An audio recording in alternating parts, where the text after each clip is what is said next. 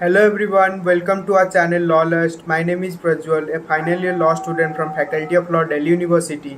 Today we are going to continue our landmark case law series from Evidence Act. The name of the case is Mirza Akbar versus emperor. इस case में क्या होता है कि जो मेहर तेजा और उसकी जो लवर होता है मिर्जा अकबर, ये दोनों क्या करते हैं, मिलके अपने मिर्जा मेहर तेजा की जो हस्बैंड है अली सरकार, इसको मार देते हैं। इस केस में क्या होता है, मिर्जा अकबर और जो डिकीज्ड की वाइफ है मेहर तेजा, ये दोनों मिलके एक शार्प शूटर को हायर करते हैं। वो शार्प शूटर क्या करता है, अली सरकार को मारता है और अली सरकार को मारते मारते वो रेड हैंडेडली वो स्पॉट पे पकड़ा जाता है। वहाँ पे ये जो मिर्जा अकबर है, वहाँ पे ये प्लेस पे पहुँच के वहाँ पे ये उमर शेर को बचाने की कोशिश करता है। उसके तरफ से कहता है कि इसका कोई इंटेंशन नहीं था इसको मारने के लिए, और उसको प्रोटेक्ट करता है एक तरफ से स्पॉट पे। फिर इस केस में क्या होता है, दो एविडेंसेस मिलते हैं, जिसमें कि पहला एविडेंस है जो मेहर तेजा और उसकी लवर जो मिर्जा अकबर है, उन दोनों के बीच में जो लव लेटर्स एक्सचेंज हुए थे, उसमें ये क्लियरली एक्सप्रेस था कि हम अली सरकार को किस तरह से मारेंगे और किस तरह से पैसे की लेन देन होगी और किस तरह से शार्प शूटर को अरेंज करके मारेंगे। प्रॉपर नरेशन था उसमें, उस लेटर में।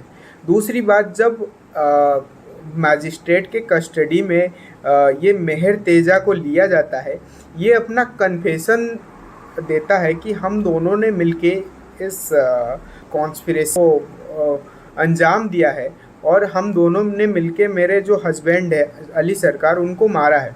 तो इस केस में जो मेन इशू है वो ये है कि what is the relevancy of approached to evidence under section 10 of the Indian Evidence Act. ये जो दो एविडेंसेस हमें मिले हैं, इसकी क्या वैल्यू है under section 10 of Indian Evidence act, इस केस में ये डिसाइड किया गया है।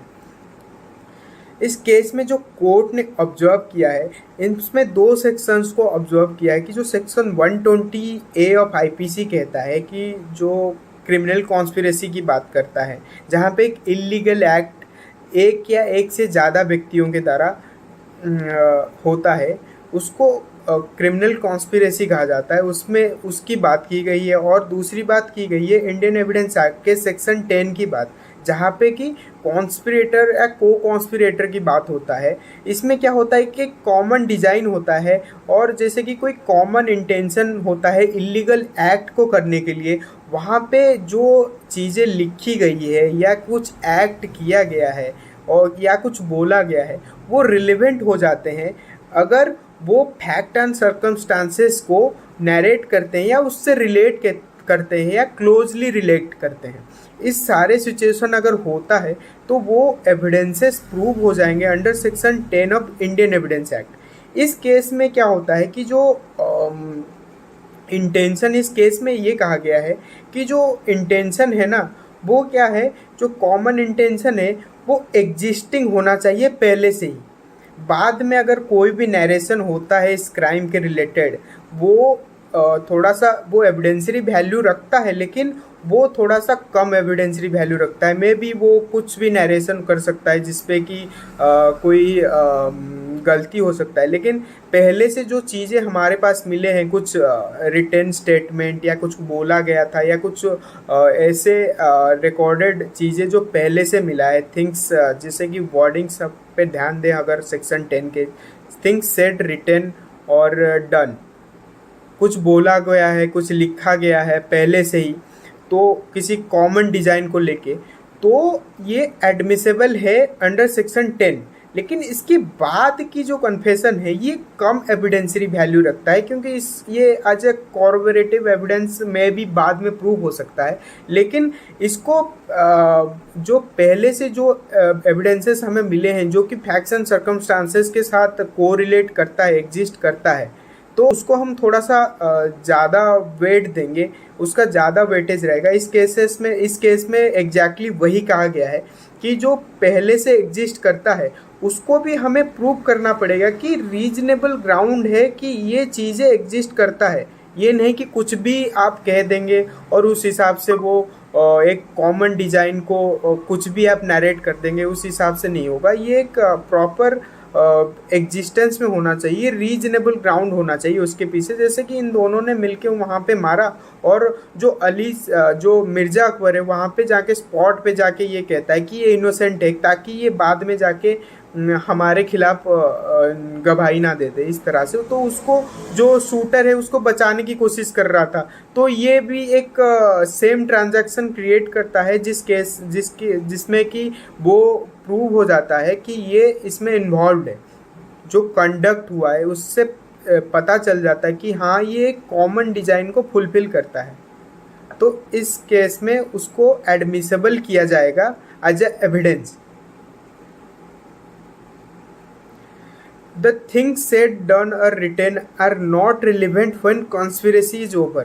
जब कॉन्स्पिरेसी ओवर हो जाता है उसके बाद जो भी स्टेटमेंट दिया जाता है वो रिलेवेंट नहीं होगा।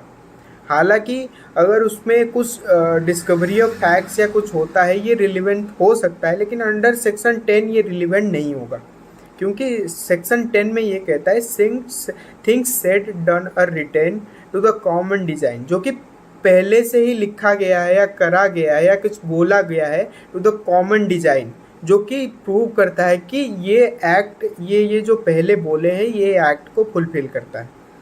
तो इस केस में फाइनली ये डिसाइड होता है कि जो लव लेटर्स मिले हैं वो इस केस में under section 10 of Indian Evidence act एक रिलीवेंट एविडेंस है, क्योंकि ये पहले से ही लिखा गया था और इसकी नरेशन ये प्रूव करता है कि ये जो कॉन्स्पिरेसी है इन दोनों ने किया है, और जो मिर्ज़ा अकबर का जो कंडक्ट था on the place of crime, जो कि वहाँ पे जो शार्प शूटर को वो जाके बचाने की कोशिश कर रहा था, ये जो एक्ट उसने किया है, इस सारे चीज़ों को एक सेम ट्रांजैक्शन में हम देखें तो ये प्रूव करता है कि ये कॉन्स्पिरेसी इन दोनों ने मिलके ही किया है। तो ये एक रिलेवेंट एविडेंस है अंडर सेक्शन 10। लेकिन जो स्टेटमेंट दिया है मैजिस्ट्रेट को आफ्टर दी कॉन्स्पिरेसी सीज, जो कि उसके वाइफ मेहर तेजा ने दिया है मैजिस्ट्रेट को, वो अंडर सेक्शन 10 एडमिसेबल नहीं है। कोर्ट इस केस में यही दोनों चीज़ें कहता है। ये रहे इस केस के main observations. Thank you for watching our video. अगर हमारे लैंडमार्क केस सीरीज़ को आप सपोर्ट करना चाहते हैं तो हमारे चैनल लॉलर्स को सब्सक्राइब कर सकते हैं। धन्यवाद।